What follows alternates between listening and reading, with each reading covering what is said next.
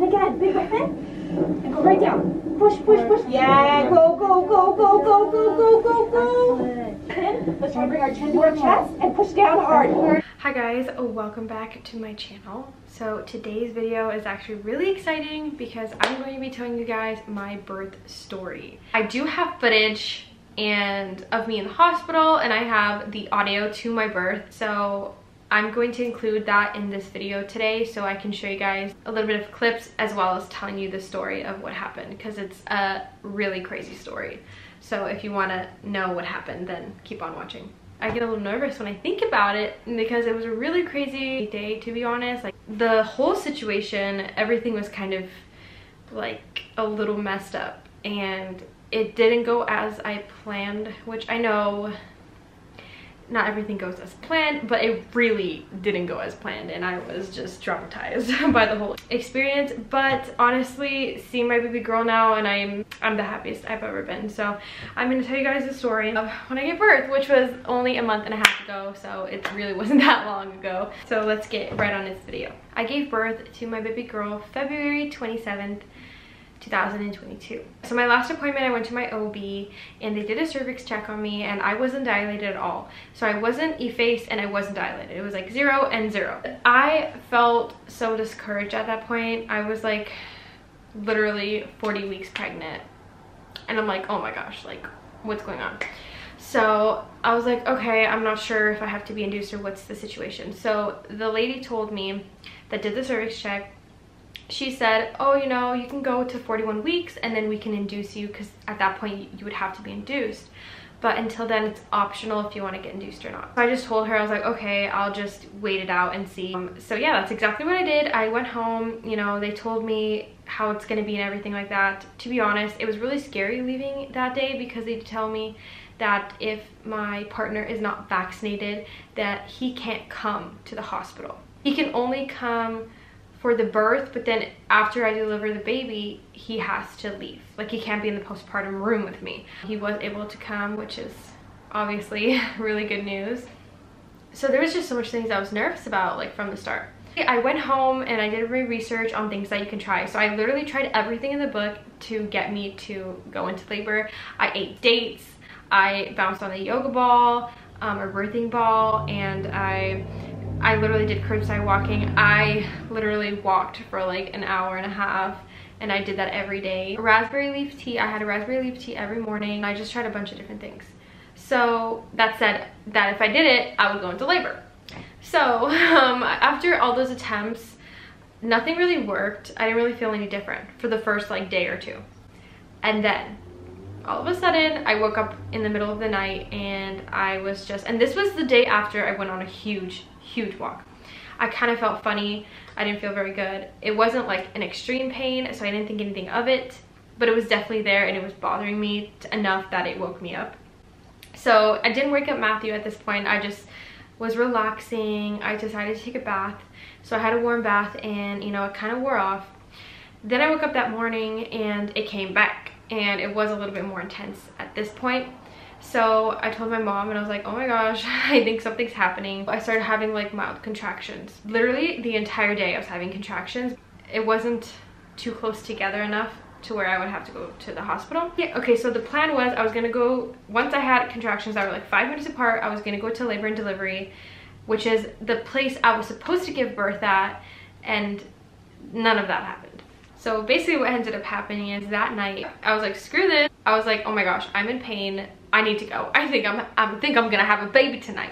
So me and Matthew packed all our stuff. I got the baby's bag ready, my bag ready, and we rushed out of the house and we left. I was in a lot of pain. My contraction just ended when I filmed that video. So you basically have to go to a room, and then they check to see how dilated you are. I was like 1/2 centimeter. That's it. And I was like, oh my gosh, like hardly any progress. And the nurse told me I'm in early labor, that I would have to go home, and I was kind of discouraged about that because of how much pain that I was in.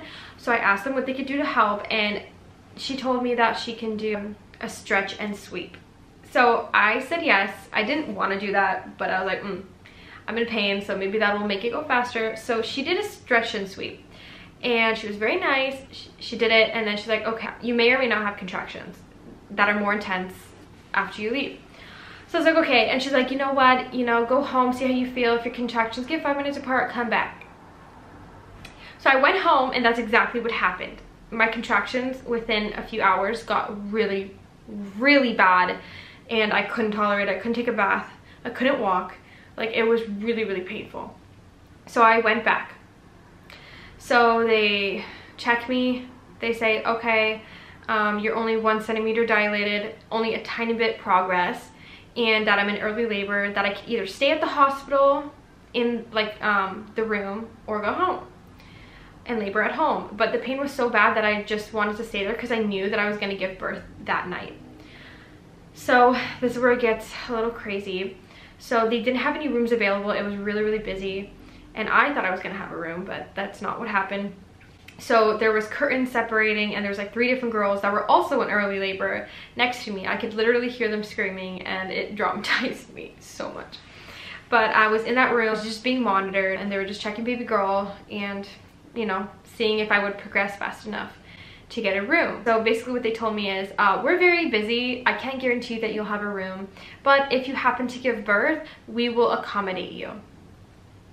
I was like, are you kidding me? I was like, okay, well, can I at least get the epidural when I hit 4 centimeters? And the nurse told me, I'm sorry, we can't actually give you the epidural when you're in this room, because it wasn't a room, it was divided by curtains. Because when you get the epidural, you can't move, so I have to be in a room in order to get it, because I need some assistance 24/7. So she's like, yeah, no, you can't get the epidural. The only option that I have for you is to get the morphine shot. So there's no room. So I was just taken back because there's no rooms available.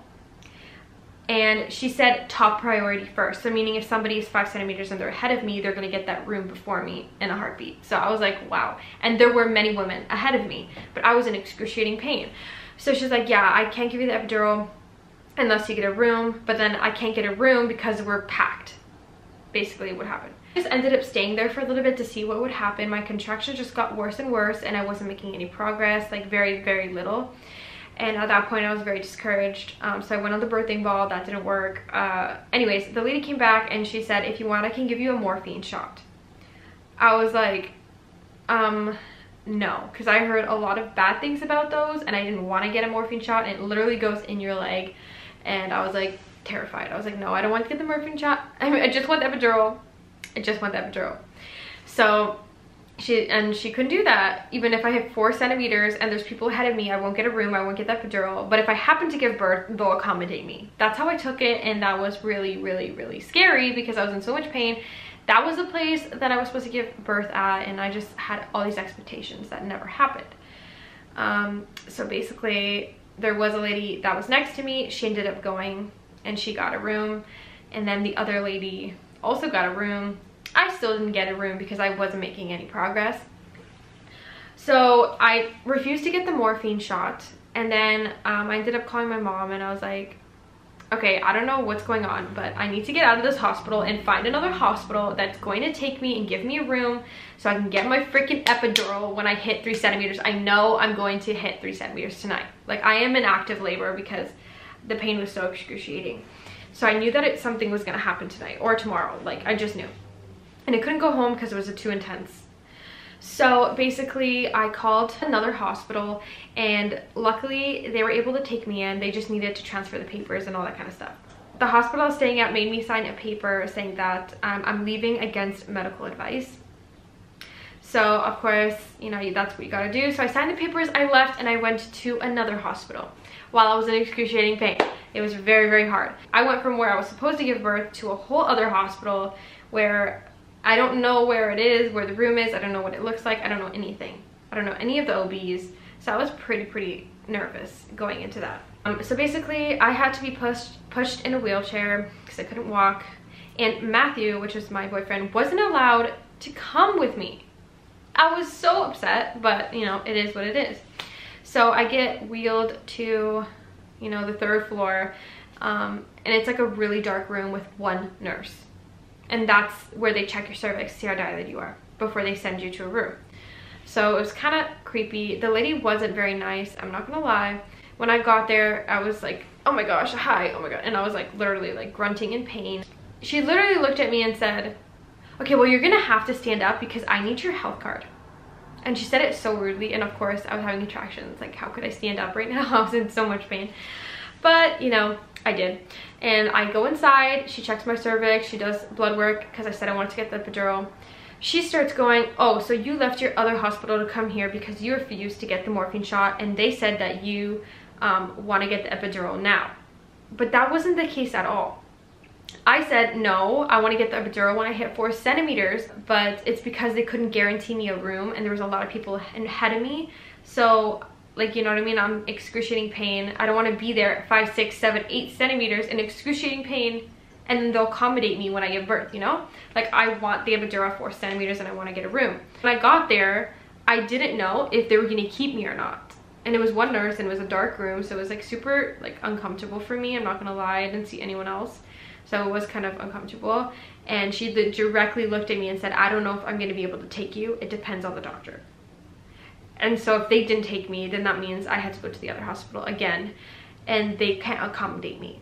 So I just felt super scared. And when you're in excruciating pain like that, and you feel like you're not getting the help that you need, it can be very terrifying, because you don't want to just give birth anywhere. You want to be comfortable, and you want to feel safe, and you want it to be your space. That's why I was considering a home birth. It just never happened that way. But yeah, so they had a room available. The nurse was kind of rude because she was literally like, okay, so I guess you can get the epidural now because you left the other hospital to come here and get the epidural because that's what they said you wanted. I'm like, I don't want the epidural. That's what I said to her. I'm like, I don't want the epidural now. I want to have 3 or 4 centimeters. Like, I'm not going to get it early. You know what I mean? And she's like, well, then why did you come here? I'm like, because I want accommodation that I can't get over there, and I'm in so much pain. I just want a room. I want to relax and then get the epidural as soon as I can. She was offering it to me, but I was literally I was like 2 centimeters at that point, and I was like, no. So basically she said, okay, whatever. I ended up getting a room, which I'm so grateful for. Matthew ended up coming. I got the IV fluid because I was going to get the epidural. I labored. I was in the room. I was laboring. I was in excruciating pain, but I pulled through because I did not want to get the morphine shot. For my baby's sake, honestly, I just wanted to go the healthier route, so that's what I did. So I labored for like a few hours, and then after that, when I was like 3.5, 4 centimeters, I got the epidural, and literally within like 10 minutes, all the pain was gone, and I felt like so amazing. So that's just something to know. You will feel amazing when you get that epidural. So then I just relaxed and just labored, honestly. But one thing that happened that was terrifying is the epidural tends to like wear off on one side of your body if you're not like rotating. Like, because I was on my side, one side of my body was numb and the other side of my body was in excruciating pain. So I literally had to like get the nurses to help me, and I would like rotate from one side to the next side. But it didn't work, and the pain was just getting worse and worse on one side. So I just like would press a button and then get more of the epidural that come in. So I did that a few times, I'm not gonna lie. But yeah, so I labored. It was really intense. Matthew actually fell asleep because he was so exhausted with the whole situation that happened. Like, he was waiting in the car because he thought he was gonna come in, and then I couldn't get a room, so we had to switch hospitals, and then he ended up coming in. So yeah, it was just a crazy experience. So once I got there, me and him were just relaxing. I couldn't sleep. Now at this point, I'm pissed off because I'm tired. I'm like literally exhausted. And meanwhile, so you know how I said in the morning I was having contractions? I did not sleep from the morning, and then nighttime I went to the hospital and I had to leave. I did not sleep that entire night. I literally did not sleep the entire night because I was in so much pain. So 24 hours or more without any sleep, and I'm about to have a baby in a couple of hours because I was progressing. I was like 4 centimeters, and I was just so bummed out at that point. I tried to rest. I literally tried so hard, nothing worked. I couldn't get myself to fall asleep, and I was just so exhausted. And I'm gonna insert it in a video because I was literally out of it completely. They don't sleep like more than like 3 hours at least. No. I sleep like for 15 minutes here and there. It's better than nothing. I feel so weird in my legs because it's like numb, but it feels so uncomfortable. Like, I don't know, weird. I'm 5, 6 centimeters. Oh, that's good. That's good. Feels good. As you guys just saw, I was literally out of it. I ended up sleeping for, I don't know, like literally like 2 hours probably. And then at that point, I was really progressing and I was gonna have a baby soon. And yeah, I just kept laboring and laboring. Eventually, I hit 10 centimeters.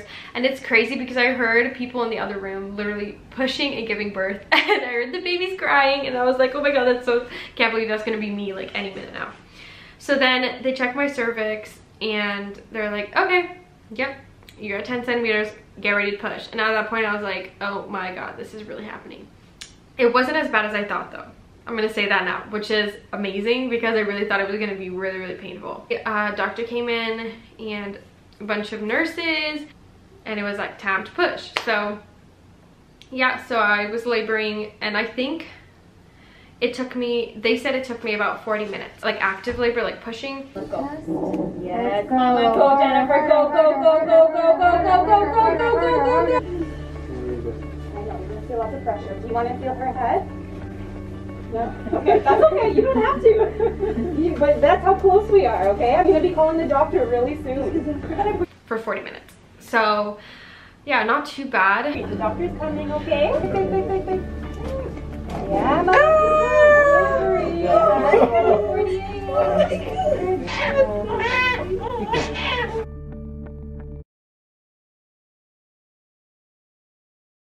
I felt so numb, so I didn't feel like the pushing. It just felt like a lot of pressure. They did direct skin to skin, so I did that with her and it was like amazing for like an hour. And yeah, and she's absolutely gorgeous. Yeah, after I gave birth, everything went smoothly. I was in the room and we went home and yeah, that's about it. I am proud of myself that I waited till I was 4 centimeters to get it. I'm proud of myself that I didn't take the morphine shot, and I'm proud of myself that I got the courage to leave that hospital and go to another one. So yeah, just know that sometimes things do not go as planned, but in the end it is worth it when you get to see your child. So yeah, that was my crazy birth experience. There might be some details that I left out. I can't like obviously remember everything. It was a blur, to be honest, at some points because I was in so much pain, I was overtired, so there's things that I can't even remember. For the most part, that's pretty much everything. I couldn't get myself to film very much because I was just going through a lot with the whole switching hospitals and everything like that. And to be honest, I was really lucky that the other hospital was willing to take me, even though that nurse wasn't very nice, because they did tell me that they didn't have to take me. It was up to the doctor if he wanted to deliver my baby because I'm not his patient.